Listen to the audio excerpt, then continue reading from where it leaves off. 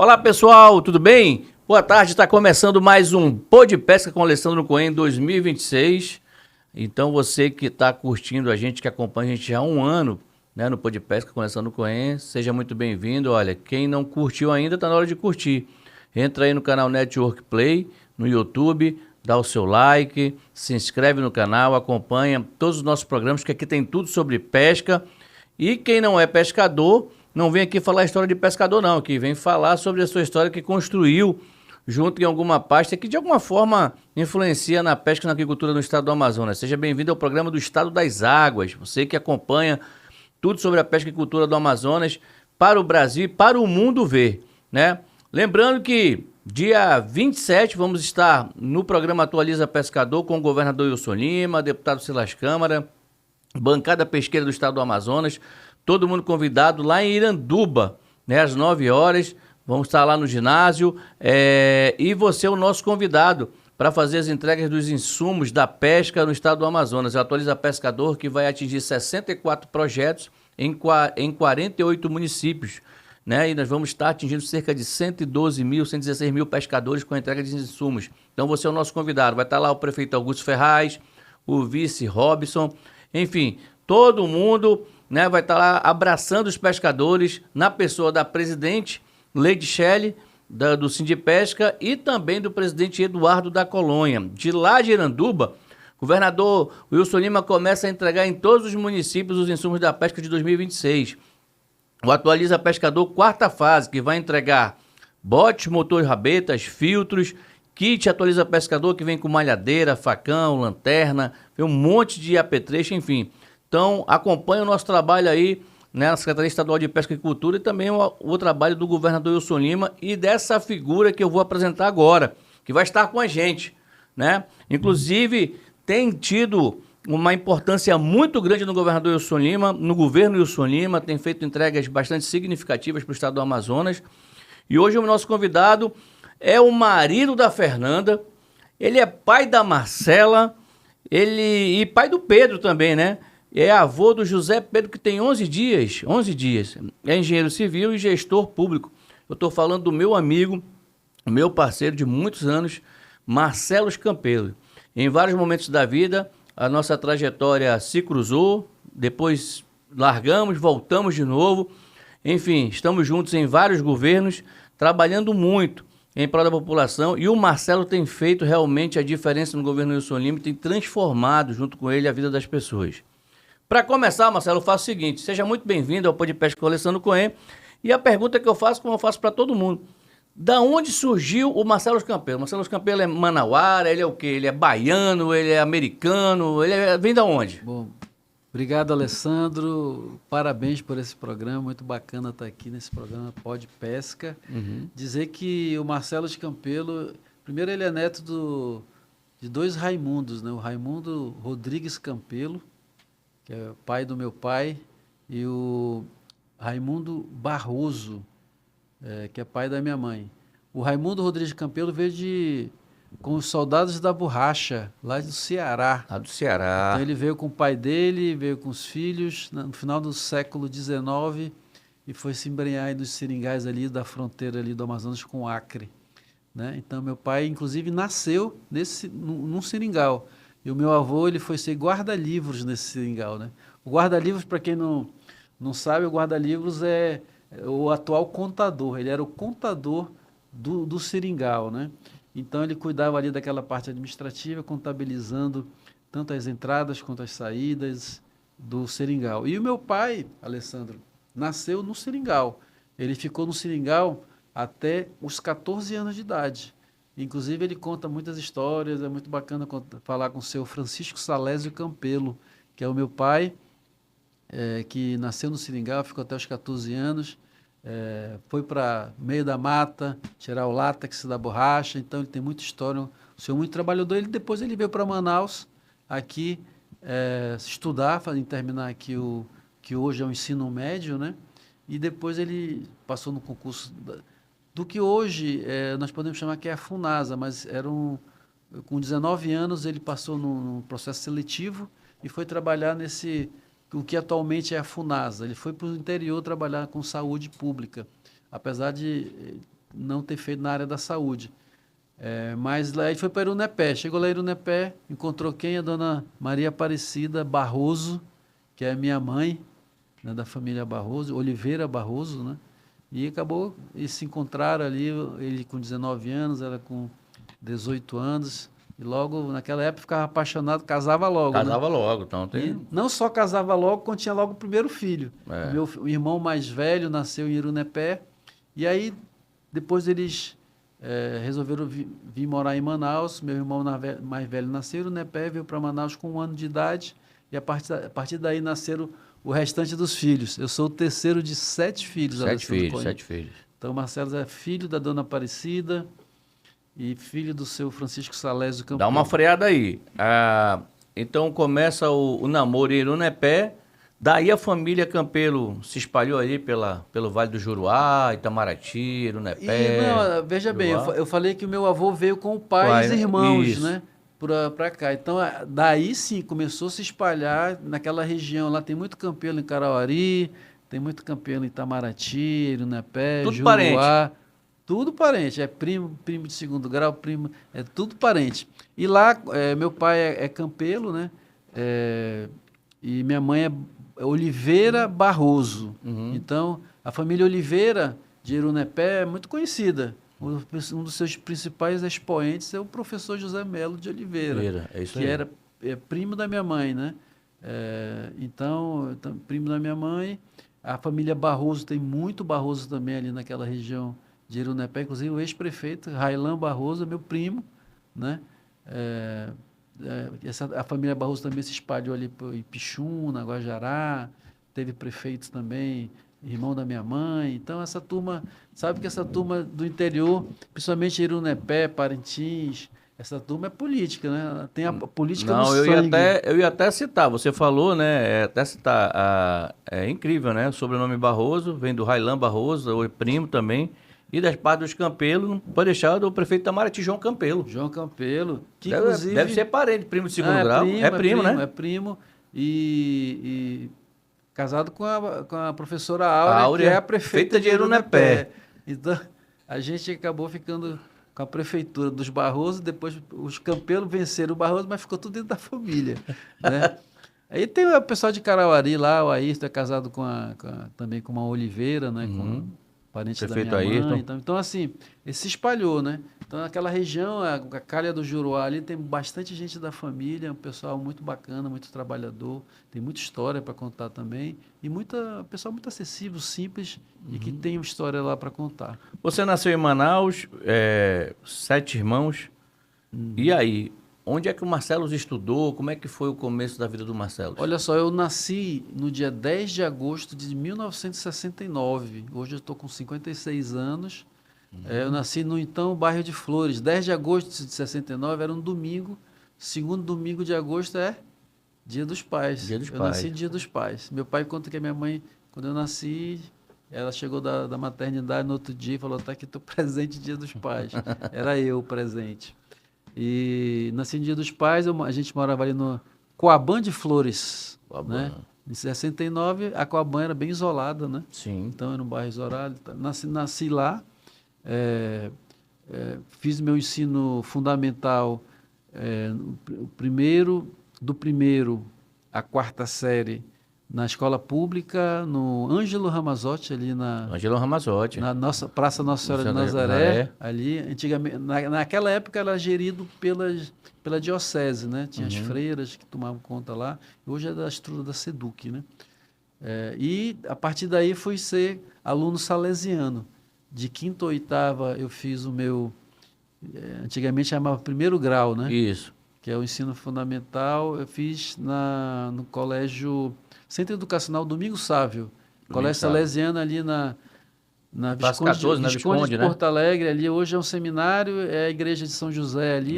De formação de padres, eu acho. Lá é um seminário salesiano. Eu estudei de 1ª a 8ª série, naquela época não existia um 9º ano. Lá, no Domingos Sávio era só até a 8ª série. Quando eu completei a 8ª série, fui logo... Quem estudava no Domingos Sávio tinha transferência, quem quisesse, automática para o Colégio Dom Bosco, né? Aí eu fiz ensino médio no Colégio Dom Bosco, Eu também fui aluno de Dom Bosco. Mas eu entrei pela prova da 4ª série para a 5ª série. Tinha que fazer aquela provinha, eu passei e tal, aí fui pro Dom Bosco. E eu sou da turma de 92, tu é? Da turma de... Não, eu sou da Comando? turma de 80. Eu saí em 87. 87, né? Eu saí em 87. Então eu fiz o ensino médio no Dom Bosco, né? Fiz de 85 a 87. E em 85 eu conheci a Fernanda. Comecei a namorar com ela desde 85. Ano passado nós fizemos 40 anos de namoro, no dia 29 de novembro de 1985, às 22 horas e 15 minutos, nós Ave começamos a Maria. namorar. E Um abraço, hein, Fernando? Um abraço. Tá vendo aí, o homem lembrou da data, hein? da data e da hora. Da hora. E o local, CSU do Parque 10. CSU do Parque 10, a gente começou a namorar lá, teve uma festa lá, já estava ali naquela paquera e começamos a namorar. E aí o Marcelo sai do Dom Bosco. Já tinha naquele lance do Dom Bosco, a gente sempre teve, né? Essa questão de jogos estudantis, jogos internos, e questão também de ser o presidente da turma. Já tinha alguma coisa com a política, alguma vocação, assim, Não, com a olha vida só, pública? Não. durante Engraçado, isso é muito bacana, né? Porque desde o Domingo Sávio eu era eleito representante Olha aí. de classe, né? Que chamava, né? Representante da classe. No Dom Bosco eu era representante de classe também. E aí tinha lá no Dom Bosco tinha os Jogos Bosconianos, né? Os Sim. Jogos Olímpicos Bosconianos, né? E eu sempre fui ligado ao esporte também, sempre nadei, nadava, competia, era federado, inclusive. Joguei polo aquático, também corri. No Dom Bosco, nos Jogos Olímpicos, no último ano, em 87, eu cheguei lá, lembra do campeão dos campeões dos Jogos? Sim.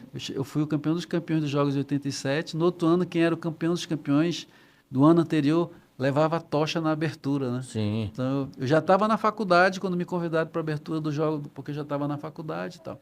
E falando nisso, terminei o ensino médio, fiz a faculdade naquela época, em 88, que foi o ano que eu fiz o vestibular. Já tinha o UAU-TAN. O UAU, o TAN e o CIESA estava começando, estava no 3º ano de existência, 3º vestibular, né?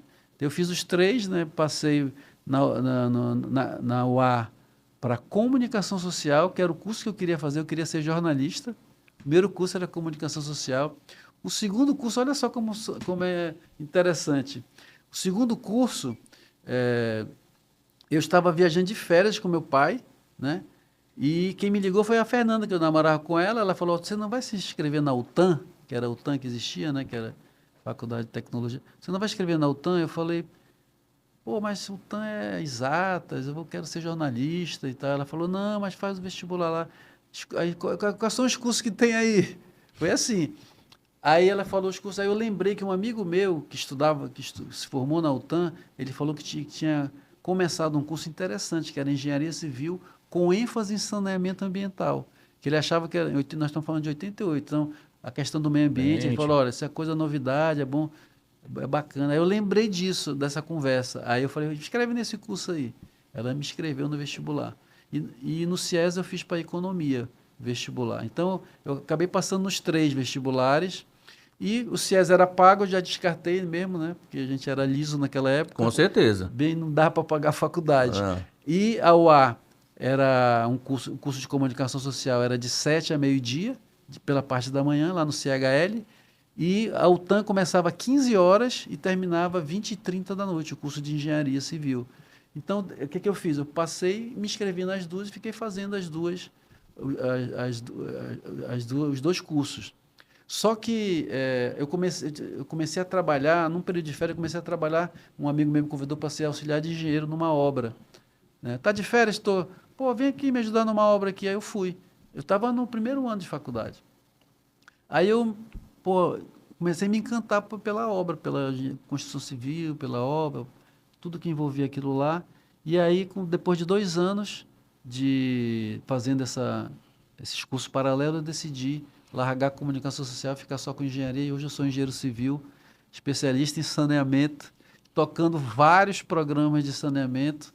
Quer dizer, eu nem ia ser engenheiro, e hoje é uma coisa que eu gosto de fazer, toco, toco vários programas, projetos, obras na área de saneamento. Tenho muito orgulho de estar conduzindo. Hoje, a SEDURB conduz a política estadual de saneamento no estado da Amazônia. Eu tenho Não, muito, Marcelo, muito feliz. eu te dou os parabéns pelo que você está fazendo na gestão. Você realmente tem sido um dos grandes mesmo, gigantes. No... E a tua história, ela se parece com cada história de cada um. Por exemplo, assim, eu, por exemplo, fiz também comunicação, fiz engenharia civil e acabei na pós-graduação de administração pública desenvolvendo o que eu queria fazer. Olha aí. O Daniel já veio aqui, sentou da CEPRO. O Daniel falou que ele passou também na faculdade dele, no curso, que hoje ele é engenheiro de pesca, e ele é secretário, foi do IDAM e hoje é secretário da CEPRO. Ele falou que fez por acaso. Ele errou a inscrição Olha aí. e acabou no setor primário e hoje ele é secretário. São histórias assim que cada um tem uma história que é muito bacana, né? E a tua é muito interessante, porque você começa num curso de comunicação, visualiza também economia e acabou realmente se apaixonando pela engenharia.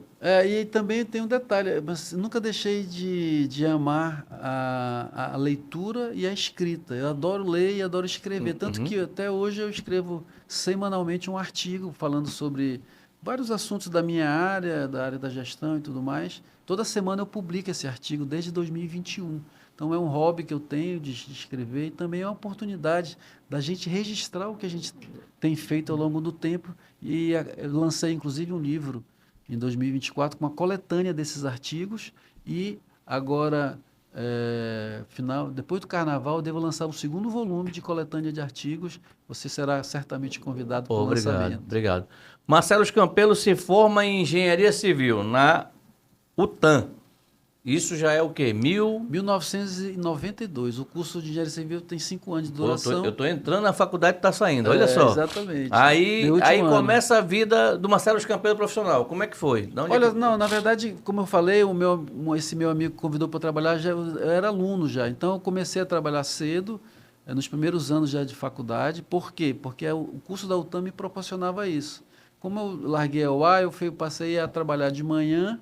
Chegava às 7 horas nas obras, a obra começa cedo, chegava às 7 horas da manhã na obra e ficava até depois do almoço, ali 1 hora, 2 horas da tarde. A partir daí eu me deslocava para a UTAM, que o curso lá começava às 15h30.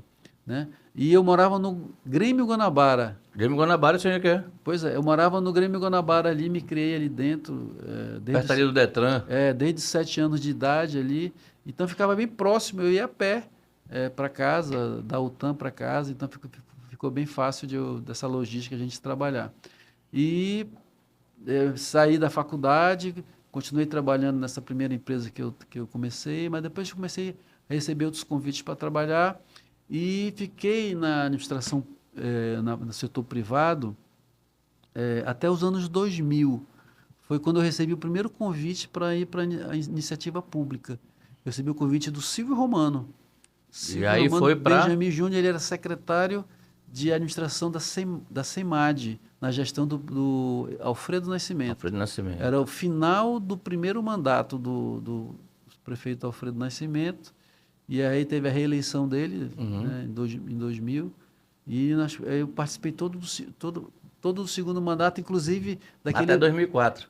Mas até aquele episódio com o Carijó, né, da Câmara, que o Alfredo foi para ser ministro do Lula, aí tinham combinado lá de ser o Aloysio Braga, o prefeito biônico, né, indicado pela Câmara, e os vereadores acabaram escolhendo o Carijó para ser o prefeito tampão ali. Isso.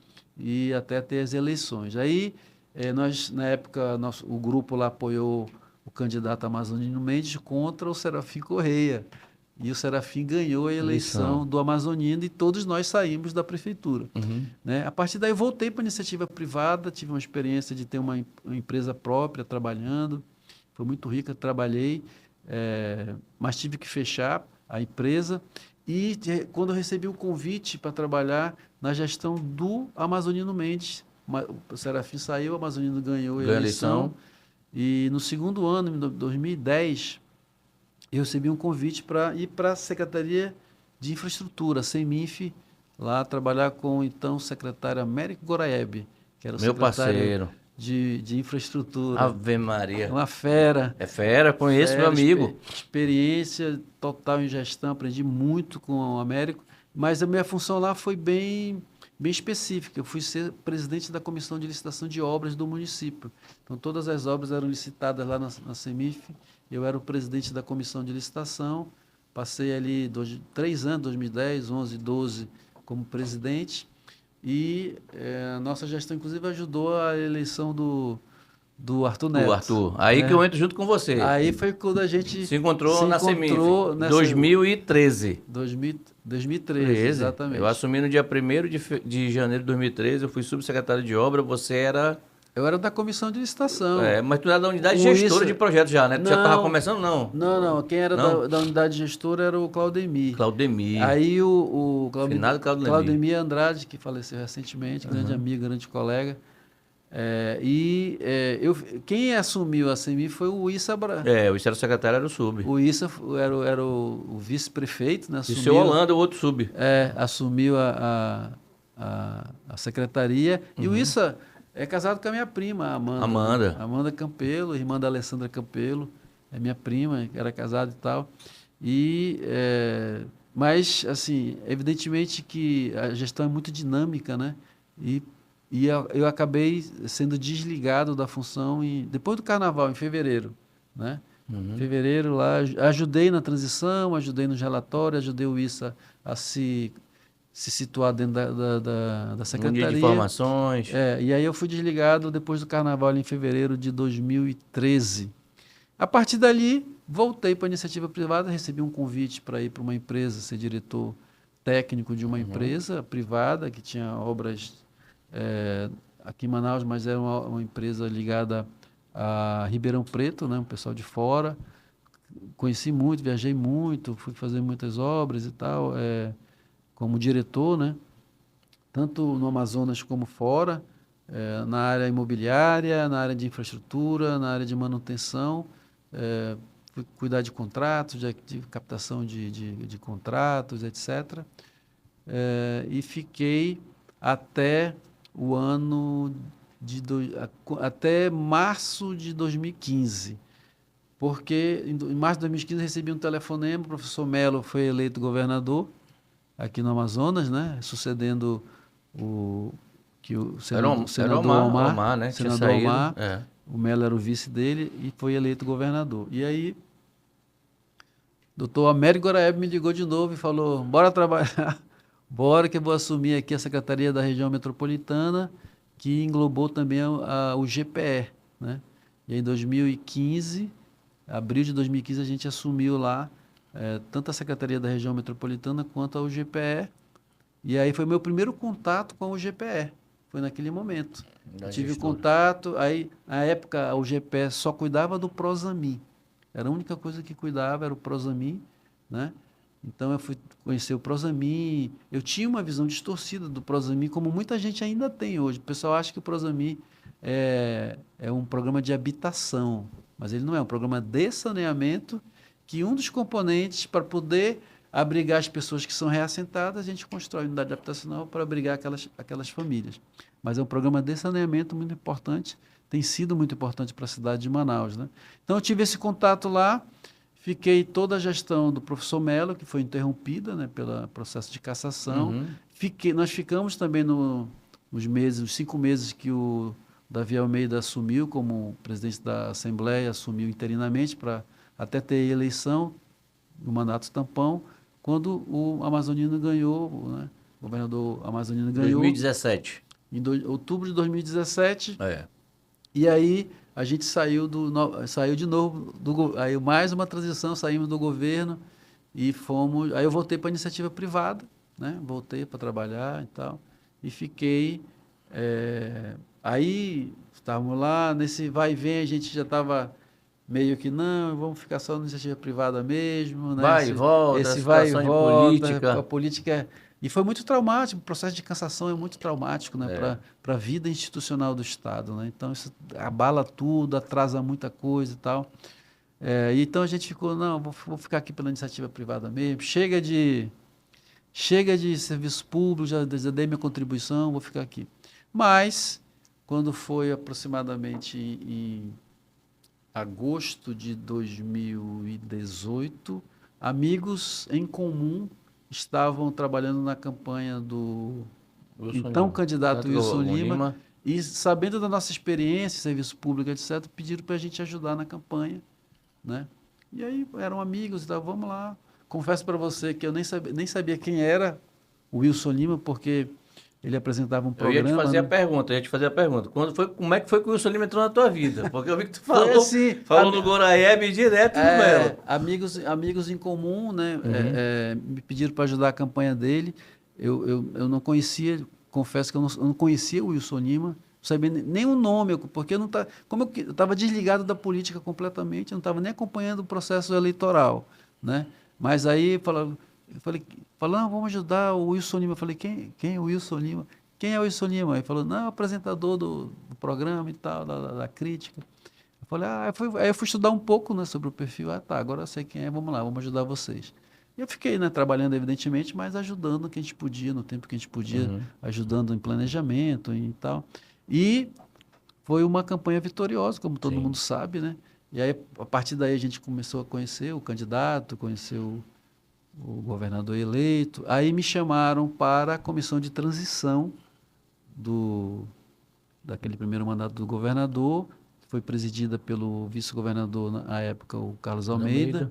E me pediram para eu organizar a transição da área de infraestrutura, pela experiência que eu tinha.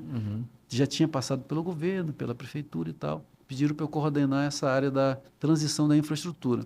E eu fiz o relatório de transição de 7 órgãos do estado do Amazonas. Eu fiz da região metropolitana, da UGPE, fiz da SUAB, fiz da CIAMA, fiz da COSAMA, deu certo? E fiz da CEINFRA, né? Então, eu fiz esses órgãos, todo o relatório de transição para a tomada de decisão do governador Wilson Lima, né?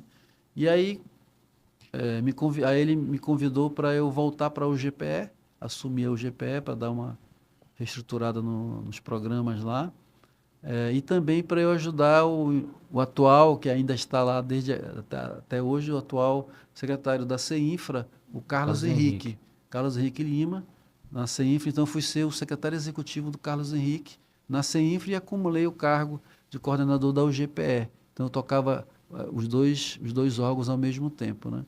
E fiquei lá nesse período até abril de 2020. Em março estourou aí a pandemia, né? Tudo parou. Em abril de 2020, aliás, maio de 2020, em abril de 2020, o governador fez uma força-tarefa de secretários mais experientes em gestão para poder apoiar a Secretaria de Saúde nos processos administrativos, nas coisas todas que estavam no caos, né? Então, eu fui um dos secretários selecionados para apoiar a estrutura de gestão da Secretaria de Saúde. Nós fomos lá para dentro como voluntários mesmo, porque todas as outras secretarias pararam, só a SES praticamente estava funcionando, assim, e a gente foi lá para dentro para apoiar a então secretária. O momento mais difícil da história do Estado, né? Aí eu fui lá apoiando a secretaria, e depois, Marcelo, tu não vai ficar só apoiando, tu vai ser o secretário executivo. Aí saí da CI, fui exonerado, fui ser secretário executivo da Saúde, lá apoiando a secretária. Depois a secretária saiu, aí eu fiquei assumindo interinamente de junho.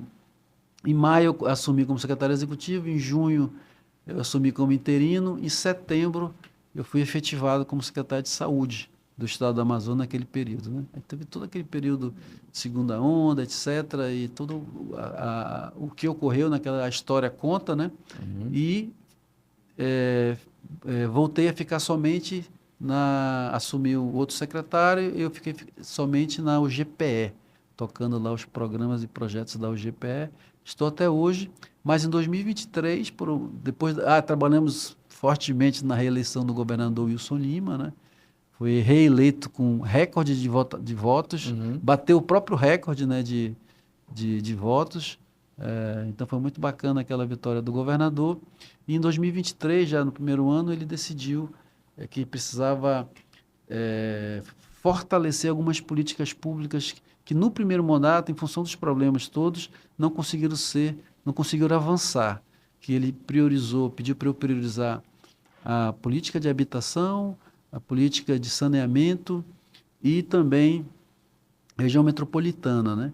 Então, e aí surgiu a ideia de se criar uma outra secretaria para concentrar essas políticas, que aí surgiu a SEDURB. A SEDURB foi criada em abril de 2023, né? E eu fui nomeado como secretário da SEDURB. Embaixo da SEDURB, institucionalmente, estão o GPE, COSAMA e a SUAB. E aí nós começamos a estudar o programa habitacional e veio o Amazonas Meu Lar, criamos um programa habitacional e hoje é um programa de referência no Brasil, graças a Deus.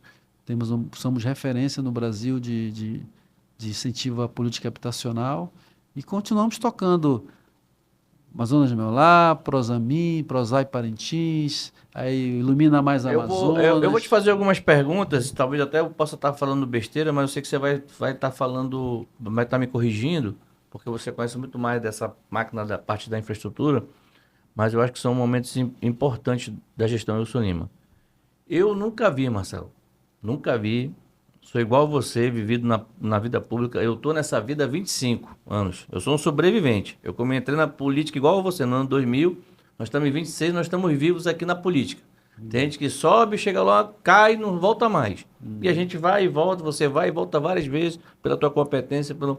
Mas eu nunca vi um governador que fez tanto ramal. Tem governador que só se preocupava em fazer a maquiagem da via pública principal. Sempre. João Batista, Constantino Neri, tal. Tanto ramal. Esse programa de ramal, assim, cara, você ajudou com isso. Como é que foi essa ideia? Porque foi maravilhoso. Hoje tem muita gente que agradece pelo escoamento da produção que acontece. Eu nunca vi um governador que fez tanto ramal como o governador Wilson Lima. Olha só, eu lembro muito bem, no início da gestão do primeiro mandato, em 2019, uma reunião onde eu participei junto com o secretário Carlos Henrique, na CEINFRA, e então o secretário da CEPRO, o Petrúcio Magalhães, né? E aí, o tema eram os ramais do estado do Amazonas, né? Naquela época, a gente estava discutindo exatamente a ausência de dados onde a gente pudesse tomar decisões para priorizar os ramais que seriam necessários. E a gente, evidentemente, decidiu que o que iria municiar o governador Wilson Lima de uma tomada de decisão para saber quais ramais deveriam ser melhorados era o que ele gerava para os produtores rurais daquele ramal. Então, os ramais que precisavam fazer. Então, nós fizemos um ranqueamento de ramais. Nós primeiro criamos um banco de dados, um ranqueamento de ramais, em função da cadeia produtiva, quantidade de famílias, e tudo. Fizemos todo esse ranqueamento e chegamos com o governador e mostramos o ranqueamento para ele priorizar. Evidentemente que o primeiro ano de gestão é um ano de você apagar incêndio dos passivos que nós herdamos, né? Em seguida, veio a pandemia em 2020 e até 2021 mais ou menos, mas nós já desenhamos ali na CEINFRA o esboço do que seria o programa Asfalto Amazonas, né? Um programa que tem revolucionado a mobilidade urbana nos municípios do Amazonas. Então, nós colocamos algumas metas, como a conclusão da duplicação da M070, foi a principal meta do primeiro mandato do ponto de vista de mobilidade urbana. Manaus e Manacapuru.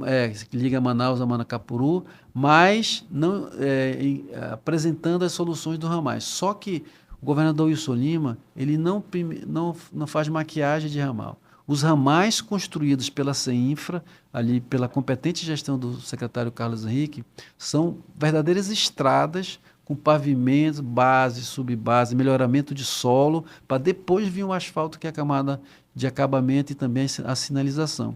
São ramais para durar muito tempo, né? Então, hoje, a quantidade de ramais executada é muito significativa. Com certeza. Todo mundo hoje clama por ramais, mas eu lembro que em 2019 era quase 4 mil quilômetros de ramais espalhados aí pelo estado. É quase, numa gestão só, em duas gestões, é quase impossível você fazer um trabalho de qualidade em todos esses ramais, porque o valor é muito alto. Mas, sim, o Wilson Lima é o primeiro governador que Trabalha, priorizou realmente priorizou. o setor primário, dando infraestrutura necessária para o escoamento da produção. A infraestrutura necessária jamais, a duplicação da M070. Aí, antes de eu chegar na tua parte, eu também queria falar que foi o pai da criação da Secretaria Estadual de Pesca e Agricultura. Enfim, o setor primário, o Wilson Lima, realmente não tem nenhum governador que vai chegar aos pés do Wilson Lima por muito tempo. Olha o que eu vou falar. O governador Wilson Lima, quando sair do governo no dia 1º de janeiro de 2000, um ano depois, ele já está fazendo falta para o setor primário. Isso quem vai dizer não sou eu, não. Sou suspeito para falar. Quem vai dizer é a população que está acompanhando o setor primário, que viu o desenvolvimento que o Marcelo fez com Carlos Henrique nos Ramais, que viu o escoamento da produção aumentar, que viu a produção de tambaqui aumentar absurdamente, saímos de 9º lugar para 4º lugar. Isso tudo porque teve política de investimento. Mas não é agora. Vão sentir falta. É natural. Esse recal eleitoral de administração e de gestão. Mas, Marcelo, eu queria te fazer uma outra pergunta. A M010, o homem não tampou o buraco, o homem não tirou o mato do lado da pista, não, mas ele construiu uma pista nova. Sim, é o que nós chamamos na engenharia de restauração. Ele foi feita uma restauração daquela rodovia. A rodovia M010 era conhecida como a do zigue-zague, né? É. Tinha muito zigue-zague. Inclusive, ela é um case de engenharia, né? Você estudou engenharia, a gente chamava lá, era um case da estrada que liga Manaus a Manaus, porque ela fazia tanta curva que tem a hora que ela estava voltando para Manaus, assim, né? Mas a ideia foi de restauração da rodovia, trocando em todos os trechos a base, subbase, para suportar uma carga para os próximos 40 anos. Mas também por conta do desenvolvimento econômico ali de Silves e Itapiranga, com a questão do gás natural. Ali nós temos um fluxo muito grande de carretas com muito peso ali, então ela tinha que ser dimensionada para esse fluxo, e foi isso que foi feito. Então foi feita toda essa restauração de base e subbase para esse dimensionamento, mas também a correção da caixa da rodovia, né? Com a criação, correção da largura das duas pistas de mão e contramão, mas também acostamentos. Hoje a rodovia já é segura, que não existia acostamento naquela rodovia, foram criados acostamentos de mão e contramão, e também corrigido alguns trechos em relação à duplicação de vias nos trechos mais perigosos, aquela correção do ângulo de curvas, né? E a gente chama superelevação na curva para poder dar mais segurança para os motoristas, além da sinalização, né, da estrada e tal. Ela está em vias de ser concluída completamente, né? Falta muito pouco para completar. O governador inaugurou a primeira etapa, mas a primeira etapa corresponde a 85% da estrada pronta, né? Falta só uns 15% para poder entregar, e ele vai entregar. Outro programa que tem feito sucesso, e a gente tem discutido muito, e eu sei que tem teu dedo, tem teu carinho, tem teu coração, é o Ilumina Mais Amazonas. Isso. Né? Quando eu entrei na CEPA, eu te acompanhava muito a tua publicação. Aí tu batia uma foto e ia contando. Município X, tá tudo iluminado. Município X, aí tu fez um card bem assim. Hoje eu posso dizer, lava minha alma, 61 municípios tem o Ilumina Mais Amazonas. Aí eu fiz a CEPA quando eu entreguei pro último município Marcelo Campeiro, empatamos agora. 61 municípios, a pesca, a associação, colônia e sindicato receberam insumo do governo do estado. Olha aí, legal. Ilumina Mais Amazonas, um sucesso. Me diz aí como é que foi esse trabalho, cara, que realmente é fenomenal. O Ilumina Mais Amazonas, nós começamos a concebê-lo já em 2019. Ali, no segundo semestre de 2019, a gente notou, viajando pelo interior, que o desenvolvimento urbano passava não somente por obras de asfalto, né, mas principalmente na questão da iluminação pública. Quem conhece o interior, como você conhece, de muitos anos, você sabe que chegava às 6 horas, 6h30, 7 horas da noite, na grande maioria das cidades do interior da Amazônia, não tinha mais o que fazer nas ruas, fora de casa, né? Você tinha que se recolher e ficar ali assistindo televisão, esperando a noite, né? Mas nós concebemos naquela época, não conseguimos implementá-la por conta da pandemia, 2020, 2021, mas ali já no segundo semestre de 2021 nós conseguimos já começar o processo de licitação, e em 2022 nós fizemos a contratação da empresa e começamos a executar as primeiras cidades em abril de 2022. Né? Começamos aqui pelo Baixo Amazonas, começamos por Tefé. Tefé foi a primeira cidade primeira cidade a receber Ilumina Mais Amazonas, mas o governador tinha pressa em iluminar as cidades, então nós colocamos 3 balsas, uma na direção de Tefé e outra baixando aqui no Baixo Amazonas. Nós fizemos Tefé, fizemos Itacoatiara, fizemos Parintins, fizemos Urucurituba, fizemos todo o Baixo Amazonas praticamente, quase toda ali, Barreirinha Maués. Fizemos Maués e também fizemos BVR. Boa Vista do Ramos. Né? Em Parintins nós fizemos tanto a sede quanto Vila Amazônia, Serra da Valéria, Caburi, Mocambo, né? Tudo em 2022. Então nós começamos esse processo em 2022, um grande sucesso. E o Ilumina Mais Amazonas, eu digo que é um programa genuinamente do governador Wilson Lima. Ele foi concebido, ele foi pensado, ele foi criado e ele foi executado dentro do governo Wilson Lima. Tem um carimbo, tem um DNA do governador, ninguém vai poder dizer que ele copiou, é um programa genuíno.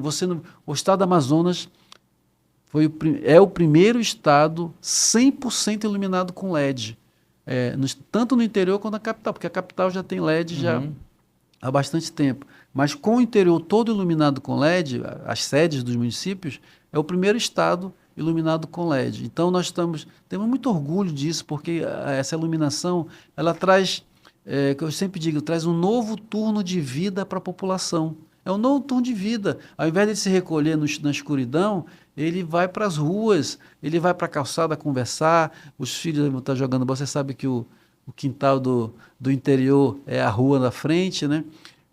Mas também ele vai poder caminhar, ele vai poder fazer sua corrida, cuidar da saúde, ele vai poder ir para a praça, para os parques, para o seu lazer, né? Ele vai poder também, do ponto de vista da economia, o LED ele traz economia tanto institucional para a prefeitura, porque consome 60% menos de energia do que as lâmpadas convencionais. Então é uma grande economia para as prefeituras, e essa economia ela aplica em outras áreas, mas também tem os efeitos indiretos da economia que o LED faz. Por quê? O ambulante ele consegue ficar até mais tarde na rua, quem tem comércio consegue deixar o comércio aberto até não, porque fica um dia a cidade, né? Então as pessoas estão frequentando as ruas, estão ali consumindo do churrasqueiro, do pipoqueiro, do tacacazeiro, ele fica até a hora que ele quiser ficar nas ruas fazendo a sua venda. Ele ajuda muito a segurança pública. Tem estudos da Secretaria de Segurança que mostram onde Iluminar Mais chegou, reduziu até 40% o número de roubos nas cidades. Com certeza, isso aí então, eu tenho certeza que... isso é um ganho muito grande, a sensação de segurança nas ruas, então isso é um ganho, bem-estar muito grande. Quem trabalha à noite, os alunos da rede pública, das escolas, das faculdades vão com segurança, diminui o número de acidentes, principalmente na parte da noite, né, de acidentes de trânsito. Isso é muito, muito bacana. E também a pegada ambiental. Tanto que o governador levou esse case para a COP30. Por quê? Porque o LED, quando ele consome menos energia, você sabe que a grande maioria dos municípios ele é alimentado por termoelétricas, que queimam óleo diesel.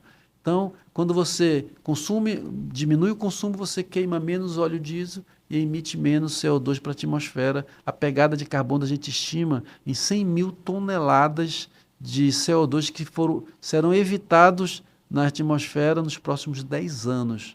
Né? Então, isso foi levado para a COP30. Você tem muito orgulho do Ilumina Mais Amazonas. E também as lâmpadas antigas são lâmpadas de vapor de sódio, vapor de mercúrio, lâmpadas mistas, que essas lâmpadas eram descartadas quando queimavam, ia para os aterros, lá para o lixão, e poluiu lá o subsolo do município. Então, a pegada ambiental também é muito... Além do que, essas luminárias são de altíssima qualidade, modernas, mesmo as luminárias que são instaladas em São Paulo, Rio de Janeiro, Salvador, aqui em Manaus, e é uma luminária fabricada no polo industrial de Manaus, que gera emprego e renda, ainda que dentro do nosso estado do Amazonas, né? E também isso facilita muito a manutenção do sistema. Quando uma luminária dessa tão moderna que ela dura até 10 anos de vida útil, mas se por algum motivo tiver alguma falha numa luminária, basta trazer para cá, para Manaus, a própria indústria faz o seu recall lá e troca a luminária para o prefeito. Marcelo, antes de fazer a pergunta final, a gente tem mais uma outra pergunta, mas eu queria que você aí, ó, que está acompanhando a entrevista, aí desse seu like, deixasse sua perguntinha aí, por favor, curte o canal Network Play, né?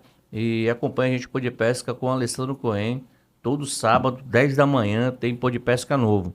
Mas, Marcelo, eu queria fazer uma pergunta aqui sobre... Muita gente falava que a COSAMA estava morta, destruída, que o próprio governador da época do Amazonino, né, tinha vendido a COSAMA. Muita gente fala, vendeu a COSAMA e a COSAMA não existe mais. E eu vejo que quem acompanha o interior, como eu, está acompanhando, muita gente está acompanhando o nosso trabalho lá no governo do estado, vê que a COSAMA tem feito um trabalho esplêndido. Você tem recuperado o trabalho da COSAMA. Você está à frente da COSAMA. E também queria que você falasse um pouquinho sobre o PROSAI Parintins, que eu acho que o PROSAI também é um projeto que muda a vida das pessoas, transforma a vida das pessoas em Parintins. Olha só, a COSAMA, eu fiz o relatório de transição, como eu falei, transição da COSAMA. O relatório indicava duas vertentes para a decisão do governador. Uma, ou a extinção do órgão e o repasse para os municípios, com eventual apoio do governo, né? Uhum. Ou que o governo precisaria investir na COSAMA, porque ela estava completamente sucateada, era uma estrutura completamente defasada, arcaica e tudo mais, porque ela foi abandonada nos anos 2000. Né? Com a privatização aqui do serviço, privatizaram o filé, que foi em Manaus, deixaram o osso, uma parte para os municípios, né? E outra parte, os municípios que não se recusaram a receber o sistema de água, se recusaram, a COSAMA teve que absorver. Então, hoje, são 15 municípios. Né? Quando nós assumimos o governo, eram 13 municípios. Só que aí o governador colocou uma pessoa na COSAMA, chamada Armando do Vale. O Armando do Vale entrou, a primeira missão era, verifica aí para extinguir a COSAMA. Essa era a missão. Só que o Armando do Vale, muito inteligente, um gestor fantástico, ele viu o potencial de atendimento à população que a COSAMA tem, né? O potencial de ajuda que o governo pode dar para a população com relação à COSAMA, porque a COSAMA chega de casa em casa no interior, né? Então era um potencial, inclusive, de ganho político, etc. Né? Então o Armando começou com o governador, a minha recomendação é que o senhor invista na COSAMA, que ela vai ser, a gente vai fazer a COSAMA ser um orgulho para os amazonenses. E o Armando do Vale, na época, fez um trabalho espetacular. Nós temos que reconhecer isso. Hoje ele não está mais na COSAMA, mas nós temos que reconhecer que o Armando do Vale, então presidente da COSAMA, fez um trabalho espetacular, modernizou completamente a COSAMA, investiu em todos os municípios. Hoje você vai em todos os municípios, a COSAMA está bem cuidada, os profissionais, os servidores da COSAMA estão com farda, estão com salários em dia, estão recebendo bem, recebem treinamento, têm boas condições de trabalho. Então, são orgulhosos do que fazem dentro do município e a própria população dos municípios reconhece o trabalho que a COSAMA faz lá. Então, tudo isso é mérito dos servidores da COSAMA, mas pela condução do Armando Vale. Eu sou, na CEDURB, eu sou presidente do conselho da COSAMA. Hoje eu estou diretamente ajudando a gestão da COSAMA na condução dos trabalhos. O governador Wilson Lima tem um carinho especial. A COSAMA evoluiu muito, não somente na qualidade do abastecimento de água para os municípios, mas com outras ações, né? Com a água que ela distribui para os órgãos públicos daqui da cidade. Na minha secretaria é abastecida com a água da COSAMA para beber, o copinho da COSAMA lá em Vazadora, né? Os eventos, todos os eventos que o governador faz, a COSAMA está lá presente distribuindo água para quem está participando dos eventos, a população e tudo mais. e as festas dos municípios pedem o apoio da COSAMA, enfim. Hoje a COSAMA ela é muito necessária, ela é um orgulho para todos nós e eu acho que foi um grande acerto do governador Wilson Lima manter a COSAMA. Também concordo. Veio o pontapé, as obras foram feitas, vi a obra de Carauari que está sendo feita da COSAMA, vi a estrutura que tem em Manaquiri, porque ninguém acredita que tem aquela estrutura em Manaquiri da COSAMA, só quem vai em Manaquiri para ver, enxergar a estrutura e em que Tabatinga tem. nós estamos construindo Tabatinga, né? uma outra envasadora em Tabatinga que vai ser inaugurada também. Então, e tem o Prosai de Parintins. Fala um pouco sobre o Sim, o Prosai. Prosai de Parintins é a segunda experiência de um programa parecido com o Prosami de Manaus no interior, né? Primeiro foi para a cidade de Maués, que também nós inauguramos. Eu tive o prazer com o Prosai Maués, eu tive o prazer de começar o Prosai em 2015, lá quando eu passei pela UGPE no governo do professor Melo, e quando eu cheguei no governo do governador Wilson Lima, o Prosai ainda estava em andamento. Então eu consegui começar e concluir. Nós concluímos o programa em outubro de 2019.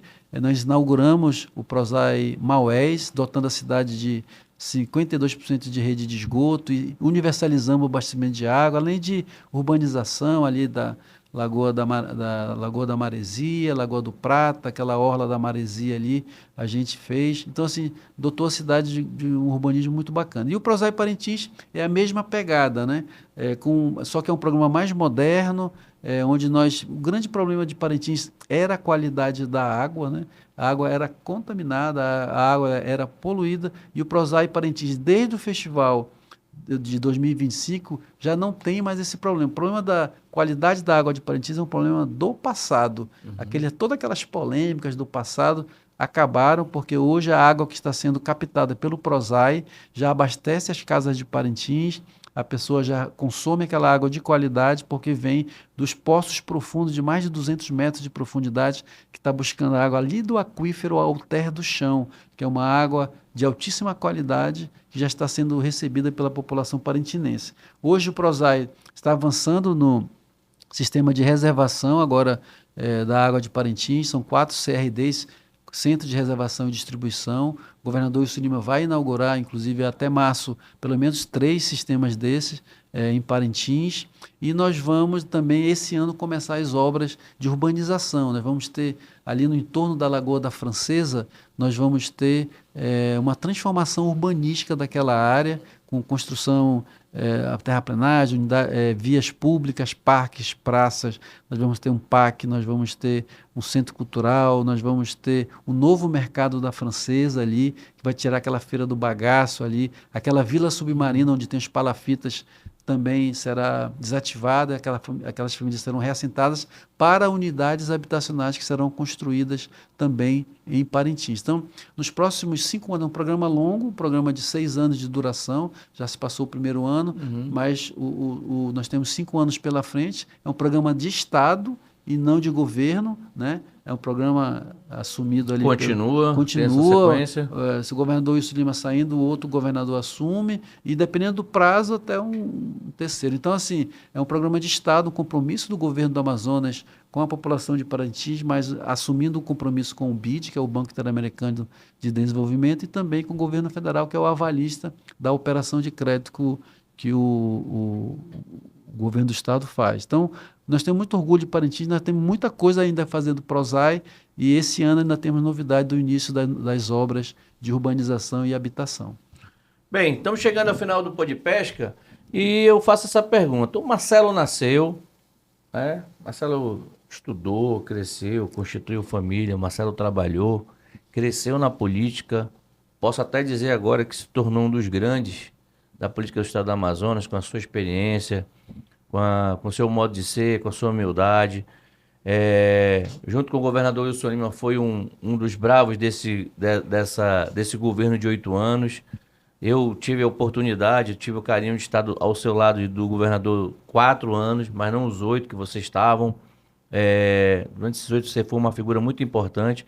Você foi o cara que segurou no peito, no momento de mais dificuldade nesse estado do Amazonas, o pior momento da história do mundo do estado do Amazonas, aquela cepa que matou muita gente, que foi, todo mundo sabe que foi constituída aqui no estado do Amazonas. Que coisa, né? A Covid vem para a assolar o mundo e a pior cepa nasce aqui no Amazonas e o Marcelo Campelo está segurando a bronca como secretário. Marcelo evoluiu, o couro ficou duro e aí se tornou um gigante. O que eu posso esperar do Marcelo Campelo depois de abril? O que reserva para o Marcelo Campelo? Acho que chegou a hora de trocar de lado, sair um pouco do secretariado e ir para o mandato. O que eu posso esperar do Marcelo Campelo? Alessandro, desde 2022, da reeleição do governador Wilson Lima, eu estou mais dentro da política propriamente dita, né? Nós reelegemos o governador Wilson Lima, grande vitória, esmagadora, recorde de votos. Foi uma campanha muito bonita, porque nós saímos de números muito baixos e conseguimos bater o recorde de votos quando ninguém acreditava, né? Mas, e desde então eu estou no União Brasil, né? Fui filiado à União Brasil.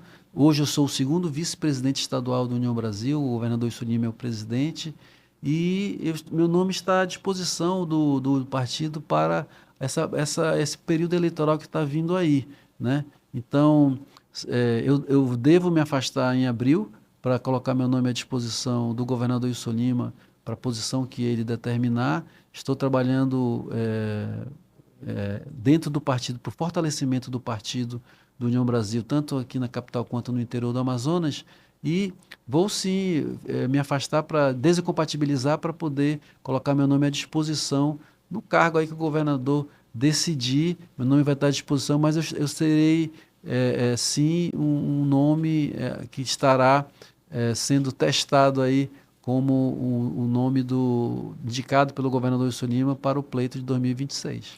Já está aparecendo em algumas pesquisas, né, Marcelo? Teu nome, eu vejo teu nome muito cotado aí em algumas pesquisas para cargo legislativo e vejo que, graças a Deus, cara, você está muito consciente do que você quer. Eu acho que você tem que emprestar sua experiência para o parlamento, um cara que teve em várias secretarias de vários portes distintos, e emprestar sua experiência para o legislativo, porque é bom construir políticas públicas. Eu desejo toda a sorte do mundo para você.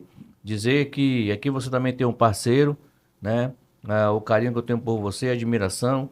A gente começou junto na política lá em 2000, estivemos juntos em 2013, num determinado momento, lá com o Issa, com o Arthur, e aí os caminhos se separaram, mas estamos aqui juntos de novo, e lá estamos juntos de novo. Então isso mostra que a política ela é muito dinâmica, né? A gente não tem que ter inimigo, eu sempre falo.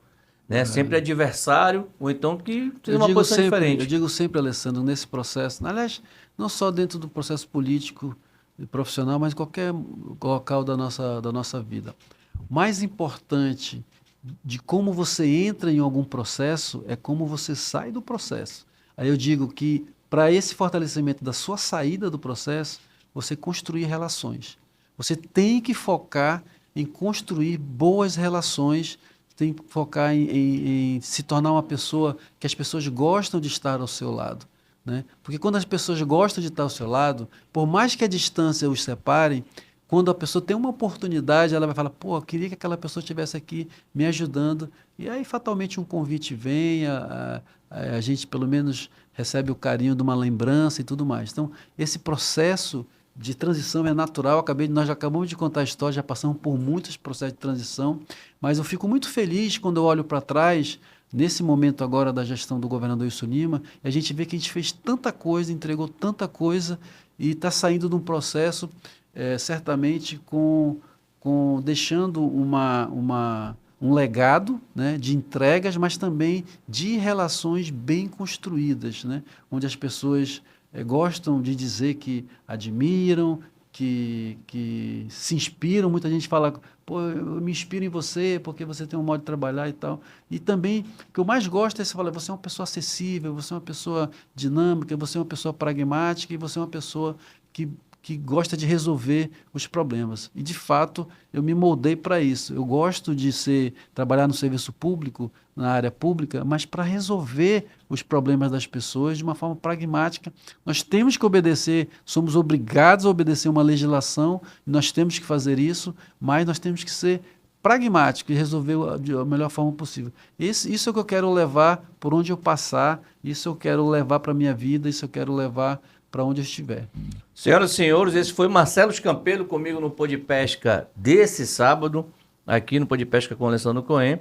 Eu prometo voltar no próximo sábado, né, com uma nova entrevista. Lembrando para você, convidando dia 27 aí, ó, tem entregas de insumos do Atualiza Pescador, pessoal da pesca, né, aí em Iranduba, com o presidente Xérico e o presidente Eduardo, presença do governador confirmada.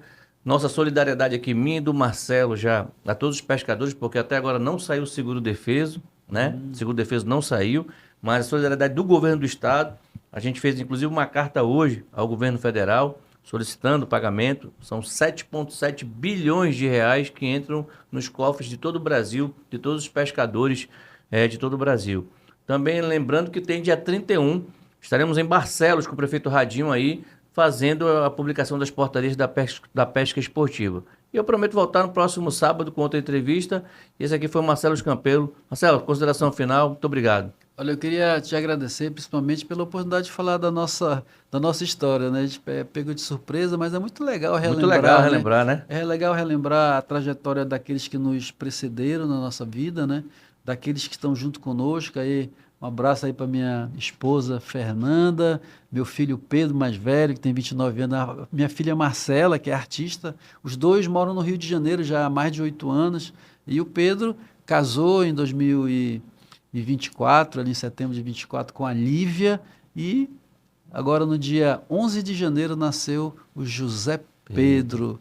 Mais um vascaíno na família, um vascaíno para reforçar a turma do Gigante. É perfeito, né, bicho? Né? E mais um que vai aí trabalhar, e nós estamos juntos.